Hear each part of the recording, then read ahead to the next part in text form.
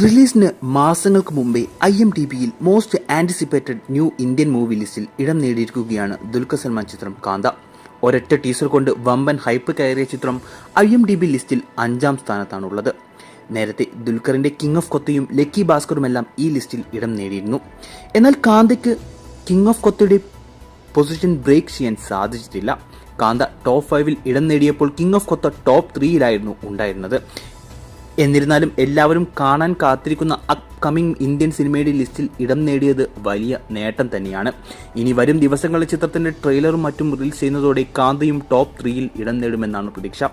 അതേസമയം പ്രഖ്യാപന നാളിൽ വലിയ ഹൈപ്പില്ലാതിരുന്ന ചിത്രത്തിന് ടീസർ റിലീസിന് ശേഷം ഹൈപ്പ് കൂടിയത് ദുൽഖർ സൽമാൻ ആരാധകരെ ആശങ്കയിലാക്കിയിട്ടുമുണ്ട്.